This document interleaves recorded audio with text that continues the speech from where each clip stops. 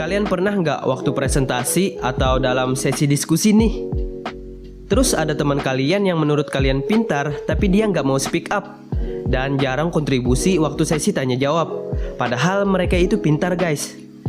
Nah tapi pernah juga nggak kalian lihat teman kalian yang menurut kalian ya tong kosong nyaring bunyinya lah, dalam bahasa kasarnya itu bego, tapi kayak sok paham, sok pintar, sok ngerti segalanya, dan waktu presentasi dia terus yang pengen speak up.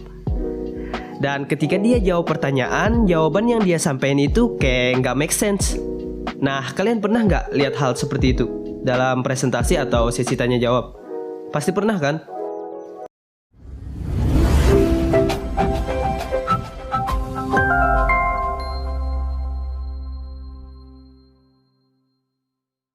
Apa sih efek Dunning-Kruger itu?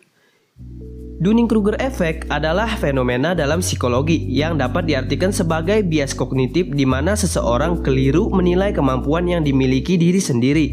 Individu yang mengalami Dunning-Kruger effect akan merasa kemampuan mereka jauh lebih tinggi dari yang sebenarnya. Bias ini dikaitkan dengan ketidakmampuan metakognitif untuk mengenali kemampuan mereka sendiri. Ya, dalam bahasa kasarnya disebut si bego yang memiliki ilusi merasa wah atau hebat. Orang tersebut percaya bahwa dia lebih pintar dan lebih mampu daripada kenyataannya. Ini terjadi karena kombinasi antara kesadaran diri yang buruk dan kemampuan pengetahuan yang rendah, sehingga membuatnya terlalu tinggi dalam menilai kemampuan mereka sendiri. Efek ini pertama kali dikembangkan oleh David Dunning dan Justin Kruger dari Cornell University. Dalam penelitian ilmiah yang dilakukan sejak tahun 1999, satu kesimpulan yang mereka kemukakan adalah orang dengan tingkat keahlian rendah cenderung menilai dirinya melebihi kenyataan, memiliki rasa percaya diri yang tinggi, dan membentuk imajinasi bahwa dirinya lah yang hebat.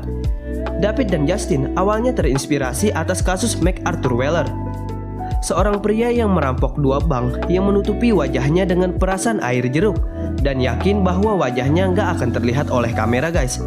Karena dia pikir sama seperti menulis dengan tinta perasan air jeruk, maka tulisannya akan nggak terlihat. Selain itu, David dan Justin juga melakukan eksperimen di bidang grammar bahasa Inggris. Dalam tes grammar bahasa Inggris, 80 orang yang berkontribusi di eksperimen itu diminta memberi penilaian terhadap diri mereka sendiri. Setelah mengerjakan soal, ternyata orang yang kemampuannya berada di 10% nilai terbawah menilai kemampuan berbahasa Inggris mereka sangat tinggi guys. Sebaliknya, orang yang memiliki pengetahuan lebih luas cenderung menilai kemampuan mereka lebih jelek. Mereka yang punya pengetahuan luas malah terkejut pada skor tinggi yang mereka dapat. Lebih lanjut, untuk memahami bagaimana tolak ukur perbedaan antara orang pintar dan orang bego, kita harus memahami fase kompetensi guys. Menurut Martin Broadwell, setiap individu harus melalui 4 fase tertentu untuk mencapai kemampuan yang ahli dalam suatu bidang. 4 fase tersebut adalah secara nggak sadar kurang mampu. Nah, orang yang mengalami Dunning-Kruger akan langsung berada di grafik atas.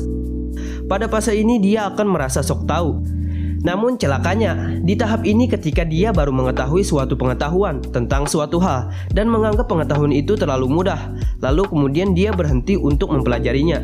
Sehingga orang pada tahap ini terkadang merasa sudah ahli dalam pengetahuan yang baru dia pelajari guys. Hal pertama yang cenderung dilakukan ketika dia melakukan kesalahan dan nggak mengetahui bahwa dia telah melakukan kesalahan, orang yang berada di tahap ini akan menunjukkan rasa percaya diri yang tinggi dan mencoba menolak segala kritikan terhadap orang yang mencoba meluruskan pemikiran mereka. Fase kedua secara sadar kurang mampu. Kalau yang tadi secara nggak sadar kurang mampu, nah kalau yang ini dia sudah sadar tapi kurang mampu. Fase ini adalah ketika dia melakukan kesalahan dan dia sadar akan kesalahan itu. Seiring bertambahnya pengalaman, mungkin dia akan merasa begitu putus asa karena nggak mengetahui apapun terhadap yang dia pelajari. Dia akan merasa kurang mampu untuk bisa melakukan sesuatu dengan benar. Secara sederhana, dia mengetahui kesalahan tapi nggak tahu apa yang harus dia lakukan guys. Fase ketiga, secara sadar mampu. Ketika memasuki fase ini, dia sadar bahkan telah mampu mempelajari kesalahan-kesalahan masa lalu. Dia telah mempelajari cara melakukan sesuatu dengan benar dan sadar akan batas-batas kebenaran tersebut. Dia telah mendapatkan pencerahan untuk fokus terhadap hal yang dia kerjakan. Fase keempat, secara nggak sadar telah mampu.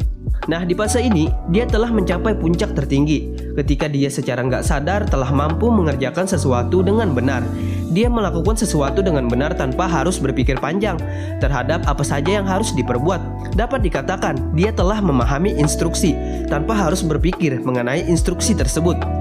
Peningkatan kemampuan ini tentunya harus dicapai dengan belajar dari kesalahan, melakukan berbagai latihan, dan bimbingan dari orang yang ahli. Apa sih penyebab efek Dunning-Kruger? Dunning-Kruger menemukan fakta guys, bahwa mereka yang punya skill di bawah rata-rata ternyata nggak punya cukup skill untuk mendeteksi kekurangan mereka. Dengan kata lain, mereka nggak tahu bahwa mereka nggak mampu dan banyak hal yang mereka nggak tahu. Sebaliknya, mereka yang punya kemampuan rata-rata dan cukup baik biasanya tahu betul kekurangan mereka karena mereka punya cukup skill untuk mendeteksinya. Salah satu alasan kenapa efek Dunning-Kruger dapat terjadi disebabkan karena adanya masalah metakognisi pada individu tersebut. Orang yang terkena bias kognitif ini seringkali merupakan orang yang nggak peduli secara mendalam terhadap bidang yang nggak dia kuasai guys. Karenanya, secara tiba-tiba, ia menjadi sok pintar dan merasa tahu segalanya. Mereka yang nggak sadar bahwa dirinya terkena efek Dunning-Kruger juga bisa mendapatkan informasi atau pengetahuan yang keliru. Sayangnya, mereka nggak tahu dan nggak sadar bahwa sumber itu adalah salah. Alhasil, mereka terlanjur percaya dan menyebarluaskan informasi tersebut. Meski sebenarnya informasi tersebut nggak akurat. Kurangnya kemampuan yang mereka miliki adalah penyebab utama efek Dunning-Kruger. Untuk menutupi ketidakmampuan tersebut, mereka justru membuat dirinya tampak ahli. Mereka nggak mau dianggap bodoh guys, dan enggan mengakui kesalahan, sehingga mereka lebih memilih percaya diri, dan bodoh amat lah. Penyebab lain dari efek Dunning-Kruger adalah ego. Orang yang sok tahu pun biasanya punya gengsi besar. Tentu setiap orang nggak ingin berpikir bahwa ia adalah orang yang nggak memiliki kemampuan.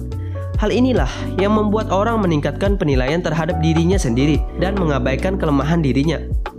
Apa sih ciri-ciri efek Dunning-Kruger?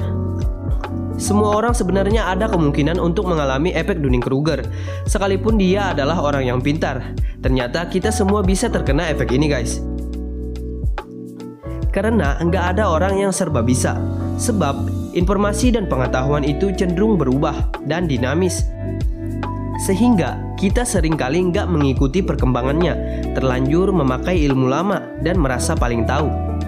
Namun, ketika kita bersikeras dengan apa yang kita ketahui, tanpa mau dikritik dan menjadikan kondisi tersebut sebagai tameng, supaya kita dianggap paling pintar, maka bisa jadi kita mengalami Dunning-Kruger effect guys.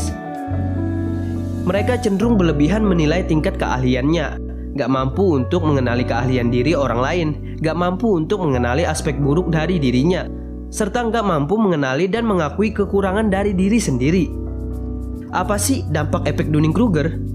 Umumnya, orang dengan Dunning-Kruger effect memang punya kepercayaan diri yang luar biasa. Ketika dia memiliki secuil informasi mengenai suatu topik, ia merasa sangat berpengetahuan dan menjadi ahli dalam suatu bidang tersebut. Dia juga bisa saja percaya atas informasi yang salah dan dengan percaya diri menyebarkannya pada orang lain.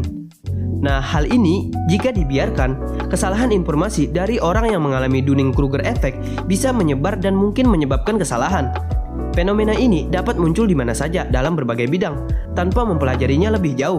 Ketika seseorang memiliki pengetahuan yang minim akan suatu hal, maka hal tersebut memang akan tampak sederhana sehingga enteng baginya untuk mengatakan apapun.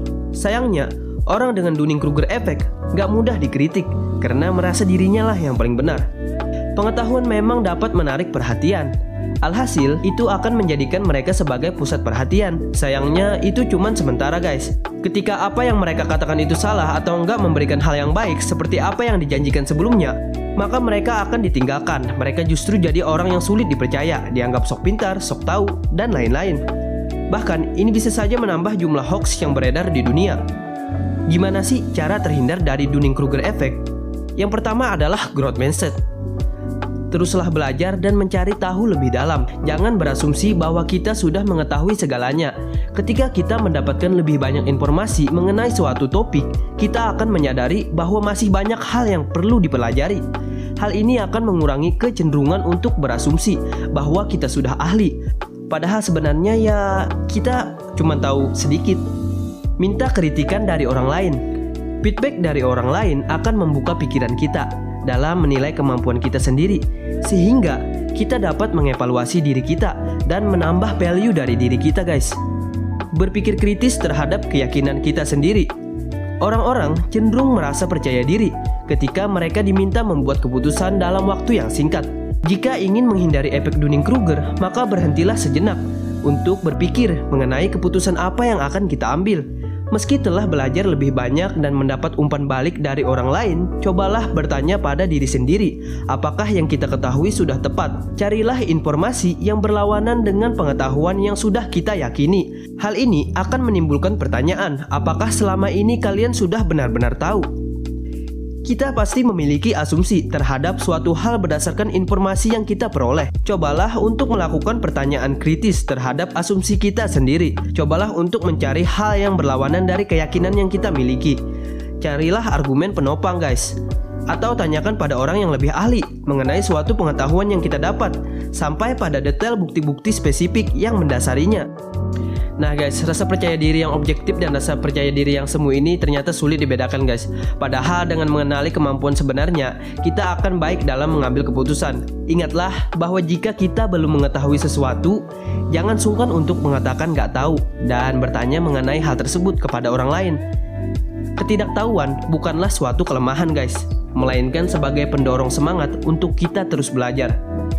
Nah guys, jika kalian sudah mendapatkan hal yang baru dari video ini, maka aku akan sangat berterima kasih banget kalau kalian mau membagikan video ini ke bestie-bestie kalian yang lain. Aku Mahdi, sampai jumpa di next video.